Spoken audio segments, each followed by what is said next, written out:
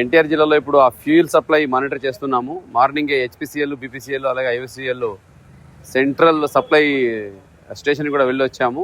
ఇప్పటివరకు చూసుకుంటే జిల్లాలో అవసరమైన కంటే 10% ఎక్కువనే సప్లై ఉంది.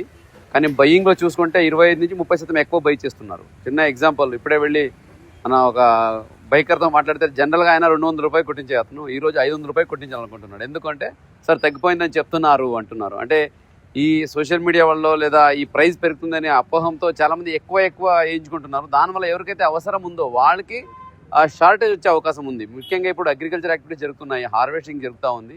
సో అక్కడికి యాక్చువల్లీ ప్రయారిటీ చేయాలి. మిగతా వాళ్ళకి సప్లై కంటిన్యూస్గా ఉంది. కంపెనీ వాళ్ళతో నేను స్వతహా మాట్లాడాను, ఎక్కడ సప్లై పై నుంచి తగ్గలేదు.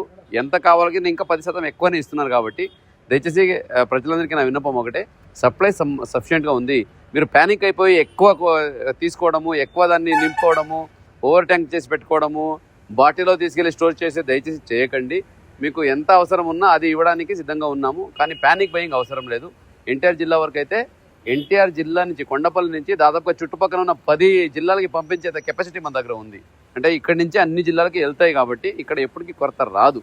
ఇప్పుడు ఎవరైతే ఈ బైక్ వాళ్ళు, కార్ వాళ్ళు, అట్లాగే ఈ లారీ వాళ్ళు ఎక్కువ బై చేశారో అందువల్ల అవసరం ఉన్న వాళ్ళు కొంచెం తగ్గిపోయింది. అది ఈరోజు మార్నింగ్ నుంచే మానిటర్ చేస్తున్నాము. మధ్యాహ్నం కల్లా రెస్టోర్ అవుతుంది. అన్ని బంక్లో డీజిల్, పెట్రోల్ వస్తుంది. కాబట్టి ఎవరు ప్యానిక్ అవ్వాల్సిన అవసరం లేదు. మీరు ఫస్ట్ అయితే ఎంత కొనుక్కుంటున్నారో 200కా 300కా అంతే కొనుక్కోండి. ఇప్పుడు మళ్ళీ తగ్గిపోతూ ఉందేమో, ప్రైస్ పెరిగిపోతూ ఉందేమో అని 500 రూపాయలకి 1000 రూపాయలకి పెట్టించి అవసరం లేదు. అలాగే బాటిల్లో పెట్టుకోవడము ఇటువంటి దయచేసి నమ్మకండి. సోషల్ మీడియాలో కొంతమంది వ్యూస్ కావాలని ఎక్కువ మంది పెట్టుకుంటున్నారు, దాని అవసరం లేదు. దాని ద్వారా ప్యానిక్ క్రియేట్ అవుతుంది తప్పితే సొల్యూషన్ లేదు. సొల్యూషన్ ఆల్రెడీ గౌరవ ముఖ్యమంత్రి వాళ్ళు కూడా మనకు టీసీ తీసుకొని చెప్పారు ఏం చేయాలనేది. ప్రతి పెట్రోల్ బంక్లో అధికారులు కూడా ఉంటారు.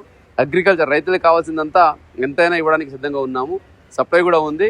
నిన్న సండే కాబట్టి కొన్ని బంక్స్ క్లోజ్ అయి ఉన్నాయి. అంటే హెచ్పిసిఎల్ ఈ కొన్ని కంపెనీస్ అక్కడ ఫంక్షన్ చేయలేదు. అందుకే నిన్న కొంచెం ఎక్కువ ప్యానిక్ అయింది. ఈరోజు సోమవారము మధ్యాహ్నం కల్లా అన్ని రిజాల్వ్ అవుతాయి. అన్ని దగ్గర ఫ్యూల్ కూడా రిస్టోర్ అవుతుంది.